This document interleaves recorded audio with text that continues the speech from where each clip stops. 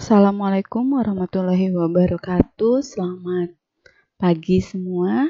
Baiklah, untuk kali ini kita akan belajar tentang gaya dalam hukum Newton. Nah, ada beberapa hal yang kita akan pelajari di sini.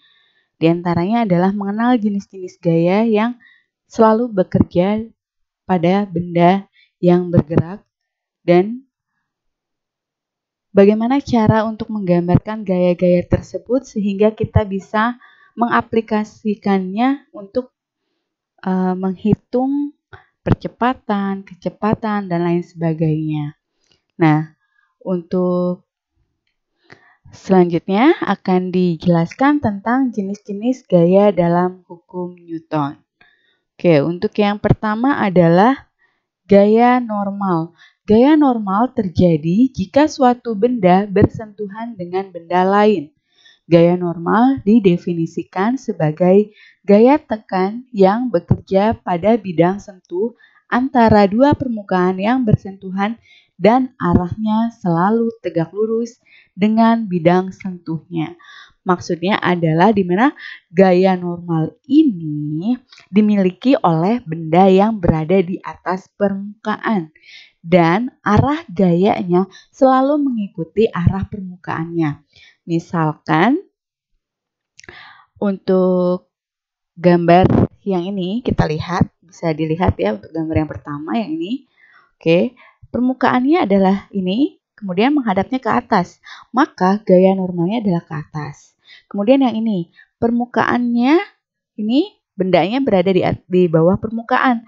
Maka gaya normalnya adalah ke bawah. Yang ini ke samping, maka gaya normalnya ke samping. Dan yang ini miring, maka gaya normalnya juga miring. Oke, selanjutnya adalah gaya tegangan tali. Gaya tegangan tali terjadi jika benda dihubungkan dengan tali. Jadi, kalau misalkan ada benda yang dihubungkan tali, maka dia pasti punya yang namanya gaya tegangan tali. Oke, selanjutnya adalah gaya berat. Gaya berat atau disering juga disebut dengan berat. Nah, terkadang banyak yang susah membedakan antara berat dengan massa. Padahal berat dan massa memang sangat berbeda. Kalau massa itu adalah ukuran banyaknya materi yang dikandung oleh suatu benda, dinyatakan dalam kilogram. Sedangkan kalau berat itu adalah gaya yang diterima akibat gravitasi bumi. Nah, sehingga gaya berat sendiri rumusnya adalah W sama dengan M kali G. Jadi di sini untuk gaya berat sendiri ada peran gravitasi buminya, ada percepatan gravitasi bumi. Di mana gravitasi bumi ini nilainya adalah 9,8 meter per sekon kuadrat atau bisa juga 10 meter per sekon kuadrat. Oke, selanjutnya adalah gaya gesek. Gaya gesek adalah gaya yang melawan gerakan dari dua permukaan yang bersentuhan. Gaya gesek mengubah energi kinetis menjadi panas atau suara. Gaya ini memiliki arah yang berlawanan dengan arah gerak benda. Nah, di sini untuk gaya gesek sendiri dibagi menjadi dua, yaitu ada gaya gesek kinetis dan ada gaya gesek statis. Oke, nah rumusnya adalah F sama dengan mu kali N. Nah, jadi ini gambar U terus ada kakinya satu itu dibacanya mu ya. Nah, kemudian yang ini ya, mu. Nah, ini dibacanya mu ya. Mu. Di mana F-nya ini adalah gaya gesek. F-nya biasanya disimbolkan dengan F kecil, tapi biasanya supaya tidak keliru dengan gaya juga kan F ya, maka biasanya ada kata-kata ges-nya, jadi F ges di sini. Oke, F ges gaya gesek satuannya adalah Newton, kemudian mu-nya adalah koefisien gesek, kemudian N-nya adalah gaya normal. Oke, jadi kalau misalnya kita mau mencari gaya gesek, itu harus mencari gaya normal dulu. Nah, perlu diingat, kalau misalkan gaya geseknya adalah 0, maka kita tidak usah, istilahnya kita tidak usah untuk mencari gaya normalnya gitu loh. Karena kan di sini ada hubungannya antara gaya gesek dan gaya normal. Oke. Selanjutnya, untuk gaya gesek tadi sudah dibahas ada 2 macam, yaitu gaya gesek statis dan gaya gesek dinamis. Statis dan kinetis. Nah, gaya gesek adalah gaya yang melawan gerakan. Jadi arahnya selalu berlawanan dengan arah gerak benda. Ya kalau misalnya arah bendanya ke kanan, maka gaya geseknya adalah ke kiri. Nah, kemudian kekasaran atau kehalusan bentuk permukaan ini dapat mempengaruhi besar gaya gesek. Nah, yang perlu diingat, semakin kasar permukaan, maka akan semakin besar gaya geseknya. Dan sebaliknya, semakin halus bentuk permukaan, maka semakin kecil gaya geseknya. Nah, untuk kalau yang misalkan bidang licin, biasanya dianggap gaya geseknya itu adalah 0. Jadi tidak ada gaya gesek, karena dia permukaannya adalah licin. Oke, selanjutnya adalah kita ke cara menggambar gaya yang bekerja. Minggu lalu sudah Ibu tugaskan kalian untuk menggambar beberapa gaya-gaya yang bekerja pada benda. Nah, di sini akan dibahas satu persatu. Oke, untuk yang pertama adalah kalau misalkan gayanya didorong mendatar. Kalau gayanya didorong mendatar, nah atau ditarik mendatar, maka seperti ini. Oke. Ini misalkan permukaan, kemudian yang ini. Nah, ini bendanya. Oke, ini dikasih gaya ke sini, kan? Dari bentuk tangannya ya. Oke, ke sini berarti ini adalah F, dikasih gayanya. Oke, yang perlu kalian tahu adalah ini di atas permukaan. Kalau di atas permukaan berarti ada gaya normal. Nah, ada gaya normal berarti ada gaya berat di sini, oke? Nah, kalau kasar permukaannya, jika kasar maka ada gaya gesek. Gaya geseknya kemana? Ke sini. Ini gaya geseknya. Berlawanan arah dengan arah bendanya. Kan ini kalau misalnya didorong ke sana kan arahnya ke sini, ke kanan. Maka gaya geseknya adalah ke sini. F ges. Gaya geseknya. Oke, ini kalau misalnya bendanya kasar. Maaf, permukaan kasar. Oke, kalau permukaannya licin bagaimana? Kalau permukaannya licin berarti tidak usah ada gaya gesek. Nah, kalau permukaannya licin berarti gaya geseknya dihilangkan. Oke, jadi tidak ada gaya gesek di sini. Nah, kemudian selanjutnya yang ini juga sama prinsipnya ya, cuman bedanya dia ke sini ya, F-nya ke sini, kemudian di sini adalah gaya normal, kemudian ke bawahnya adalah W, kemudian gaya geseknya berarti ke sini, berlawanan arah ya. F ges. Ini kalau kasar, kalau licin berarti tidak ada gaya gesek. Oke, selanjutnya adalah yang ini. Kalau ditarik miring, berarti kan gayanya miring nih ya, ke atas sini. Oke, ke sini. Nah, membentuk sudut. Kalau membentuk sudut seperti ini, kita harus membuat sudut pelurusnya dulu. Berarti ke sini dan ke atas sini. Oke. Untuk yang sumbu X, ini adalah F cos theta, yang ini adalah F sin theta. Oke. Nah, selanjutnya ada gaya normal di sini, ya kan? Pasti ada gaya normal karena dia di atas permukaan. Kemudian ada gaya berat. Nah, kemudian F ges, ada F ges untuk permukaan yang kasar. Berarti ke sini F gesnya. Oke, kenapa ke sini? Karena F-nya kan ke sana, ke kanan. Oke, kalau misalkan licin berarti tidak ada F gas. Oke, selanjutnya yang ini. Nah, yang ini oke, di sini saya akan gambarkan di sini. Oke, di sini F-nya ke sini kan karena didorong ke sini ya. Maka ke sini buat sudut pelurusnya ke sini. Ini adalah F cos theta.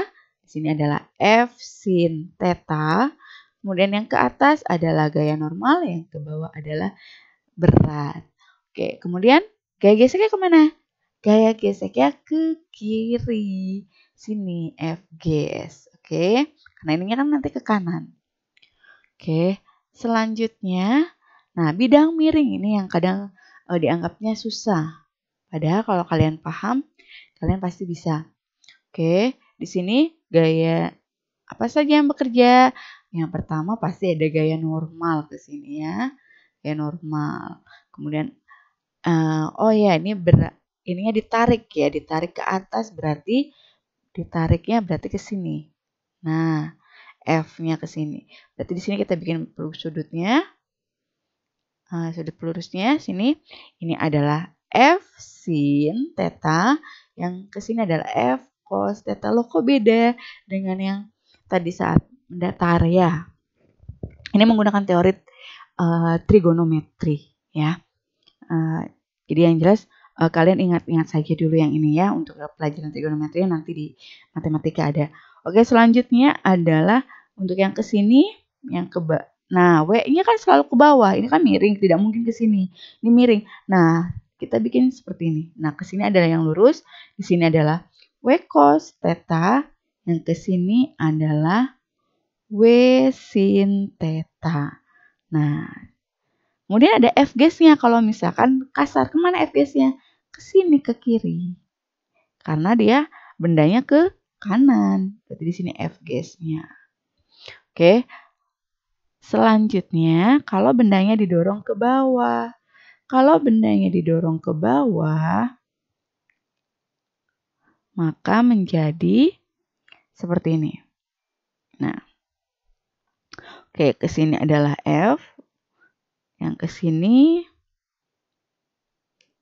F cos, yang ke sana adalah F sin. Oke, yang ke atas gaya normal, yang ke bawah W, yang ke sini tepat di sini adalah W cos theta.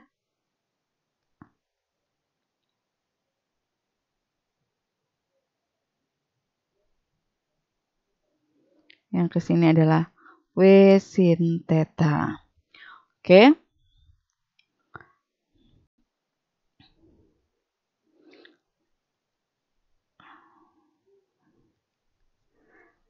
Oke, tadi kayaknya ada yang salah deh.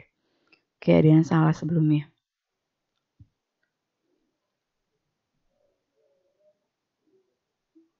Kita lihat ada yang salah ya. Oke, maaf. Kita kembali lagi. Oke, ini benar ya, yang ke atas. Oh ya, yang ke ini. Yang ini benar. Oh ya, ya sudah benar ya. Oke, sudah benar ya. Jadi, kalau yang ke samping itu sin, kalau yang ke atas atau ke bawah itu adalah cos untuk yang bidang miring. Nah, kemudian yang ke FGS-nya kemana? FGS-nya ke kanan. FGS-nya. Kenapa ke kanan? Karena arah bendanya adalah ke kiri. Oke, selanjutnya adalah untuk gambar tegangan tali. Untuk yang ada tegangan talinya. Maka di sini gambarnya untuk dinamika partikel ini dihiraukan ya. Ininya katrolnya, kita hiraukan katrol dulu. Di sini adalah M2, di sini M1. Oke, berarti yang ke bawah ada gaya berat, yaitu ini W2, di sini W1. Nah, tidak ada gaya normal karena dia tidak menyentuh permukaan. Kemudian ada yang namanya tegangan tali. Tegangan tali itu arahnya selalu ke seperti ini ya, ke sini. Selalu berlawanan lagi ya.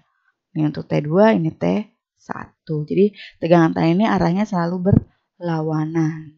Oke, untuk kalau yang ada dua tegangan tali. Oke, selanjutnya adalah kita bahas dinamika partikel. Jadi dinamika partikel adalah ilmu yang mempelajari tentang berbagai penyebab terjadinya gerak akibat suatu gaya. Oke, kita ke contoh soal yang pertama. Jadi kita langsung aja, di mana hukum Newton tentang gerak ini memang tertuju pada dinamika partikel. Karena di sini akan membahas tentang bagaimana benda itu bergerak. Nah, kenapa benda itu bergerak? Karena ada gaya yang mempengaruhinya. Gaya-gaya apa saja yang mempengaruhinya? Nah, itu dibahas di dinamika partikel. Oke, untuk yang pertama, sebuah benda memiliki massa 5 kg diletakkan di atas meja dalam keadaan diam. Berapa gaya normalnya? Nah, di sini masanya adalah 5 kg. Kemudian bendanya dalam keadaan diam. Oke, kita gambar dulu bendanya dalam keadaan diam. Di sini ada gaya normal. Oke, berarti ada gaya berat juga. Nah, ini dalam keadaan diam. Ingat, kalau diam kita pakai sigma F sama dengan 0. Hukum 1 Newton. Oke, bendanya diam. Maka di sini gaya ini sigma F. Sigma F artinya adalah gaya-gaya yang kerjanya apa saja? Ya ini, N dan W. N-nya ke atas. N ke atas berarti bernilai positif. N ke atas positif. Kemudian W-nya ke bawah bernilai negatif. Berarti N negatif W sama dengan 0. N sama dengan negatif W pindah ruas ke sini menjadi W. N sama dengan W. W itu rumusnya adalah M kali G. Maka N sama dengan M-nya adalah 5, G-nya adalah 10. N sama dengan 50 Newton. Oke, kemudian selanjutnya nomor 2. Balok bermassa 20 kg berada di atas bidang miring licin dengan sudut kemiringan 30 derajat. Jika Ucok ingin mendorong ke atas sehingga kecepatannya tetap, maka berapakah gaya yang harus diberikan? Oke, diketahui massanya. Oke, massanya adalah 20 kg. Kemudian tetanya adalah 30 derajat. Ditanya F-nya berapa? Oke, yang perlu kalian ketahui adalah di situ ada kata kuncinya yaitu kecepatan tetap. Oke, kecepatan tetap. Nah, kalau kecepatan tetap berarti di sini pakai hukum 1 Newton. Oke, hukum 1 Newton. Berarti pakai sigma F sama dengan 0. Nah, di sini kita gambar dulu gaya-gaya yang bekerjanya apa saja nih. Oke, yang ini bidang miring kan. Nah, bidang miring. Bidang miring seperti ini. Kemudian berarti ke atas adalah N, ke sini adalah W. Nah, yang ke sini W cos theta, yang ke sini W sin theta. Kemudian didorongnya ke atas ke sini, berarti F-nya kan, F-nya ke kanan. Oke. Nah, ini licin. Kalau licin berarti tidak usah ada F case-nya. Nah, sehingga gaya-gaya yang kerjanya apa saja nih yang searah dengan gayanya. Nah, gayanya kan arahnya kemana? Ke sana kan? Nah, arahnya ke sana. Oke, arahnya ke sana. Berarti yang searah dengan gayanya yang mana? Yang jelas yang tanda panahnya ke kanan atau ke kiri. Nah, berarti apa saja? Ini dan ini gitu. Nah, N dan W kan enggak. Yang ini tidak, yang ini tidak. Kenapa? Karena di atas bawah. Dia tidak searah. Nah, gitu. Jadi ini yang sejajar, yang searahnya sama. Jadi kalau arahnya ke sana berarti kita pakai yang arahnya ke sana juga, ke sana atau ke sini yang berlawanan. Berarti F dan W sin. F-nya ke kanan, searah dengan arah dorongnya, berarti positif. W sin-nya negatif karena berlawanan arah, sama dengan 0. Maka F sama dengan W sin theta, pindah ruas. F sama dengan W-nya M kali G sin theta. F sama dengan M-nya 20, G-nya 10, sin 30. Maka, oke. F sama dengan 200 dikali sin 30 adalah setengah. Oke, F sama dengan 100 Newton. Oke, selanjutnya nomor 3. Balok bermassa 4 kg diletakkan di atas balok B yang bermassa 6. Kemudian balok B ditarik dengan gaya mendatar licin sehingga gabungan balok itu mengalami percepatan 1,8 meter persegi ya ini. Oke. Jika tiba-tiba balok A terjatuh, maka berapa percepatan yang dialami oleh balok B? Oke, untuk yang pertama, massa balok A adalah 4 kg, massa balok B adalah 6 kg. Kemudian massa keduanya adalah, percepatan keduanya adalah 1,8 meter per sekon kuadrat. Nah, yang ditanya percepatan B-nya saat si balok A jatuh. Oke, yang pertama adalah ini dia bergerak. Kalau bergerak berarti pakai sigma F sama dengan M kali A. Ini hukum 2 Newton. Oke, hukum 2 Newton. Nah, hukum 2 Newton berarti F. Oke, kalau misalnya kita gambarkan seperti ini ya. Ini balok A, ini balok B. Ada di sini F-nya di sini. Nah, sehingga kan yang gaya yang bekerjanya adalah F saja. Berarti M-nya adalah ada 2, MA ditambah MB karena baloknya ada 2 kali A. F sama dengan 4 tambah 6 kali A. F-nya sama dengan 4 tambah 6, 10. Oke, 10. A-nya adalah 1,8. A-nya adalah pakai A gabungan ya. Berarti F-nya adalah 18 Newton. Oke, selanjutnya kalau misalkan hanya B saja karena balok A-nya jatuh, berarti tetap F-nya tetap. Maka sigma F sama dengan M kali A. F, gaya yang bekerjanya F saja sama dengan MB dikali AB. F-nya tadi adalah 18, MB-nya adalah 6, AB.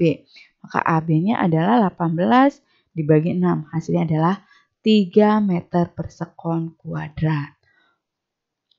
Oke, yang selanjutnya diketahui benda A, B memiliki massa 3 kg dan 7 kg. Dari dua benda tersebut ditarik tali yang berlawanan. Gaya yang diberikan kedua benda adalah 50 Newton. Tentukan gaya tegangan talinya. Oke, massa A 3 kg, massa B adalah 7 kg, F-nya adalah 50 Newton. Ditanya T-nya berapa.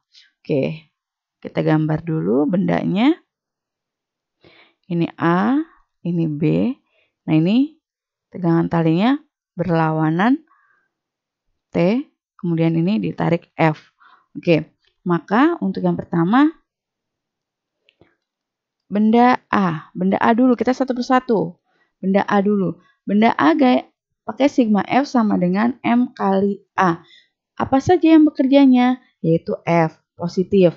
Kemudian T-nya negatif karena dia berlawanan arah. Berarti MA kali A. Berarti di sini F-nya 50 dikurangi T sama dengan 3 kali A. Berarti negatif T sama dengan 3 kali A negatif 50. T sama dengan negatif 3A plus 50. Karena ini untuk menghilangkan negatif berarti semuanya dikalikan negatif ya. Negatif kali negatif positif. Positif kali negatif negatif. Negatif kali positif. Negatif kali negatif adalah positif. Oke. Jadi ini supaya hilang negatifnya. Nah, ini ada persamaan ke-1. Untuk yang benda kedua, benda B-nya, sigma F sama dengan M kali A. Berarti gaya yang bekerjanya hanya ini kan, untuk yang benda B-nya. Nah, hanya T saja. Berarti di sini T sama dengan MB kali A. Berarti T sama dengan M-nya 7 kali A, berarti 7A. Ini persamaan yang kedua. Tadi persamaan yang ke-1 adalah T sama dengan negatif 3A ditambah 50. Kemudian yang kedua adalah T sama dengan 7A. Dimasukkan nilai T-nya. T-nya kita masukkan dari sini. Berarti 7A sama dengan min 3A plus 50. 7A pindah ruas, yang 3-nya 3 plus 3A sama dengan 50. 10A sama dengan 50. Maka A sama dengan 5 meter per sekon kuadrat. Berasal dari 50 dibagi 10. Kemudian berarti yang ditanya adalah T. T-nya kita pakai yang paling simpel yaitu persamaan kedua, yaitu T sama dengan 7A. Maka T sama dengan 7 dikali 5. Maka T sama dengan 35 Newton. Oke, yang terakhir adalah yang ini. Balok A yang masanya 5 kg pada bidang datar sekian. Oke. Oke. Di sini masanya adalah 5 kg, massa A, massa B-nya adalah 3 kg. Oke, kita gambar gaya yang bekerjanya. Oke, yang ke sini adalah, maaf. Oke, yang ke sini A, yang ini B, yang ke sini adalah A. Oke, berarti yang gayanya adalah di sini WB, kemudian ke atasnya adalah Newton, gaya normal, kemudian gaya tegangan talinya ke atas, berarti TB. Yang ini, nah selalu berlawanan ya, ini TA. Nah, kemudian dia licin berarti dia tidak ada gaya gesek. Oke, ini ada W juga di sini ya, karena di permukaan ya. Oke, sehingga di sini pakai sigma F sama dengan M kali A. Nah, karena TA dan TB-nya ini belum diketahui, maka ditulis saja. Oke, kita jabarkan satu persatu. Oke, bendanya beratnya ke A. Yang paling berat adalah A. Berarti arahnya ke sini. Oke, arahnya. Nah, gaya bekerjanya apa saja nih yang sesuai dengan arahnya, yang searah dengan gerak-geraknya? Ya ini, TA, TB, WB. Sedangkan N dan W tidak. Maka yang searah saja, yang arahnya ke kanan atau ke kiri. Maka TA-nya adalah negatif TA plus TB dikurang WB. Sama dengan MA tambah MB kali A. Oke.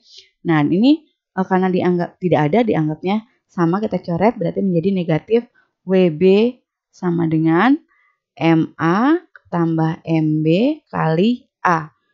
Dikurang MB kali G sama dengan MA tambah MB kali A. Oke, dari sini MB-nya adalah 3, negatif 3A, negatif 3 kali 10 sama dengan 8 kali A. Negatif 30 sama dengan 8A. Maka A sama dengan negatif 3,75 meter per sekon kuadrat. Oke, tanda negatif ini menunjukkan dia diperlambat. Oke. Nah, mungkin itu saja untuk penjelasannya bagaimana untuk menghitung percepatan, bisa juga menghitung kecepatan. Untuk contoh-contoh soal selanjutnya akan kita bahas minggu depan. Mungkin cukup itu saja untuk pertemuan kali ini. Kurang lebihnya mohon maaf. Terima kasih sudah memperhatikan. Semoga memahaminya. Wassalamualaikum warahmatullahi wabarakatuh.